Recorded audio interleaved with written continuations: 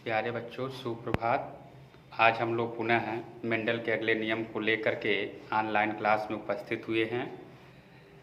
देखिए प्यारे बच्चों, ऑनलाइन क्लास में आपका तहे दिल से स्वागत एवं अभिनंदन है।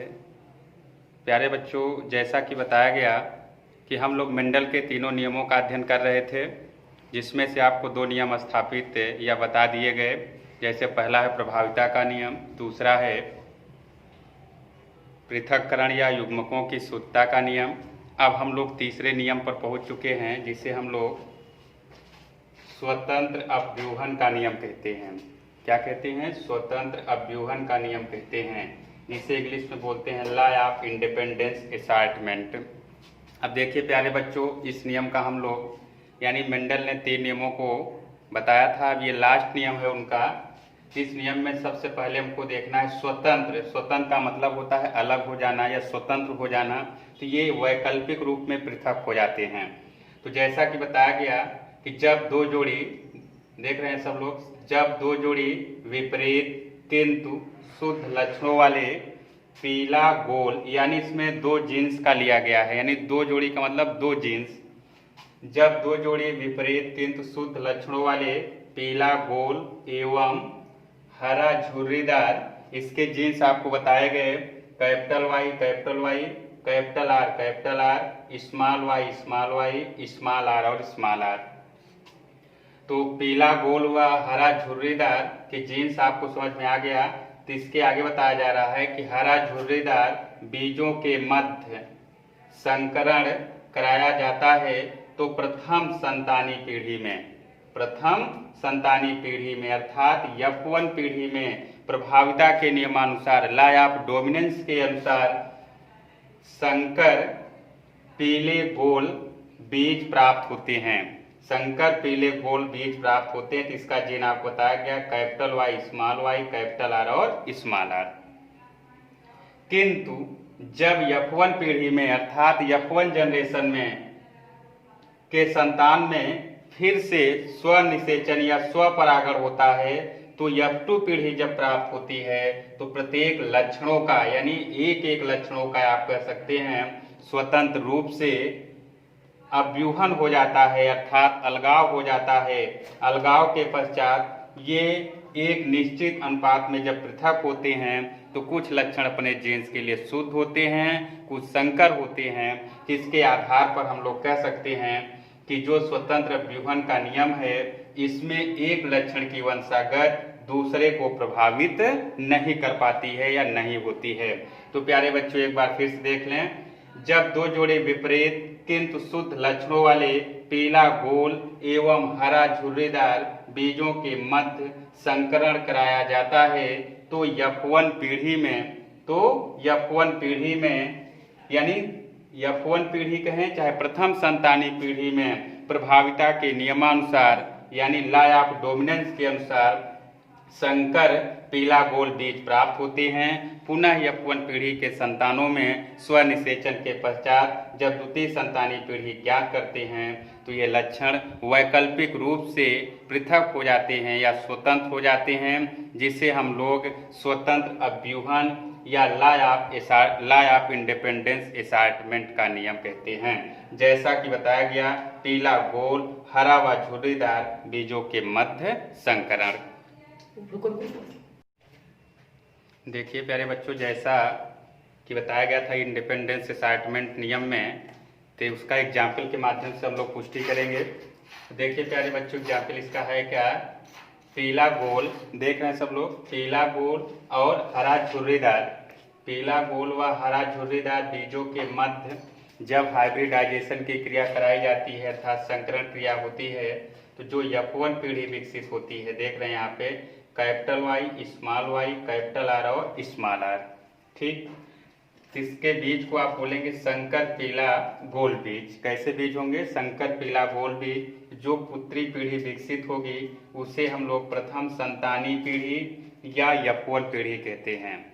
क्या कहते हैं? F1 पीढ़ी या प्रथम संतानी पीढ़ी। एक बार फिर देख लें, पीला गोल व हरा झुर्रीदार कैपिटल वाई, कैपिटल आर और capital R, small Y, small R और स्मॉल आर बीजों के मध्य जब हाइब्रिडाइजेशन की क्रिया होती है तो F1 पीढ़ी में संकर पीला गोल बीज प्राप्त होते हैं। इसका जीन है capital Y small y capital R और स्मॉल r, जिसे हम लोग प्रथम संतानी पीढ़ी या F1 पीढ़ी कहते हैं। आ गई बात समझ में। अब F1 पीढ़ी के संतानों में देख रहे हैं, F1 पीढ़ी के संतानों में जब सेल्फ फर्टिलाइजेशन या स्वपरागण होता है, स्वपरागण के पश्चात जब हम लोग द्वितीय संतानी पीढ़ी को ज्ञात करते हैं, जिसे हम लोग F2 पीढ़ी बोलते हैं, F2 पीढ़ी या द्वितीय संतानी पीढ़ी।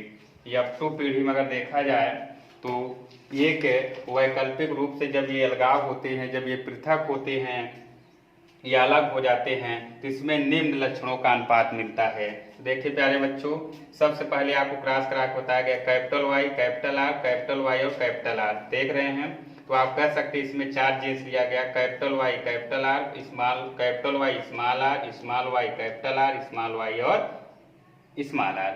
यही टेबल को इधर भी रख लेना है और उधर भी रख लेना है। और जो खाने इसके बनाने हैं बॉक्स को, आप कह सकते हैं 16 खाने बनाना है, 4 4 8 4 12 4 16।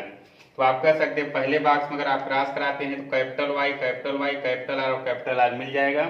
आपको समझ में आ गया। तो ये बीज कैसे होंगे, पीला गोल। फिर दूसरे में आते हैं कैपिटल Y कैपिटल R और स्मॉल r, ये बीज कैसे होंगे, ये भी पीला गोल होंगे, क्योंकि डोमिनेंस लक्षणों को लेना है और रिसेसिव लक्षण को नहीं लेना है। यहाँ पे समझ में आ गया। अब आगे चलते हैं, capital Y small y capital R और कैपिटल R, ये भी बीज कैसे होंगे, पीला गोल। फिर यहाँ पे आते हैं capital Y small y capital R और स्मॉल r, ये भी कैसे होंगे, पीला गोल। तो आप कह सकते हैं इस तरह से आपको समझ में आता होगा। तो कैपिटल Y कैपिटल R और स्मॉल r, ये भी पीला गोल होंगे। फिर कैपिटल Y स्मॉल r और स्मॉल, यहाँ पे लक्षण बदल गया है। तो ये प्यारे बच्चों कैसा लक्षण होगा, पीला झुर्रीदार, क्योंकि स्मॉल r काहे का जीन्स है, झुर्रीदार को आपको समझ में आ गया। तो ये होगा पीला झुर्रीदार। यहाँ पे आते हैं capital Y small y capital R और स्मॉल r, ये बीज कैसे होंगे, पीला गोल होंगे। फिर यहाँ पे देखते हैं कैपिटल Y स्मॉल r और स्मॉल r, ये भी कैसे होंगे, पीला झुर्रीदार होंगे, क्योंकि आपको यहाँ पे लक्षण मिला है स्मॉल r जो होगा ये इसमें लक्षण को शो करता है, इसलिए उसका जीन्स क्या होगा, झुर्रीदार होगा, यानी व्रिंकलेट होगा। अब यहाँ पे आते हैं capital Y small y capital R और कैपिटल R, ये भी पीला गोल होंगे। फिर यहाँ पे कैपिटल Y कैपिटल R और स्मॉल r, ये भी कैसे होंगे, पीला गोल होंगे। तो यहाँ पे जो जीन्स मिला है आपको स्मॉल y कैपिटल R और कैपिटल R, अब इसमें जीन्स बदल गया है। देख लें स्मॉल y किस में जा रहा है, हरा है इसका जीन्स। तो हरा और कैपिटल R क्या है, गोल है, तो आप क्या बोलेंगे, हरा गोल।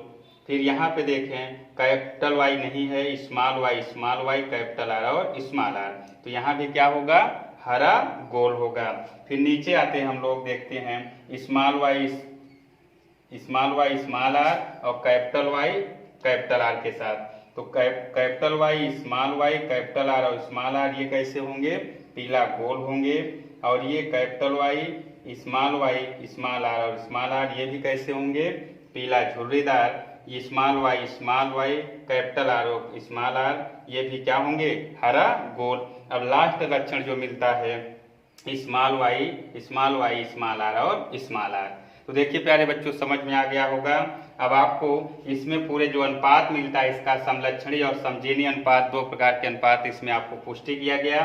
तो जो अनुपात है इसका समलक्षणी अनुपात, जिसे हम लोग फिनोटाइप बोलते हैं, तो 9:3:3:3:3:1, आपको समझ में आ गया। 9:3:3:3:1, यानी कहने का मतलब है कि 9 पीला गोल बीज होंगे, फिर 3 आप कह सकते हैं पीला झुर्रीदार, फिर आप कह सकते हैं कि 3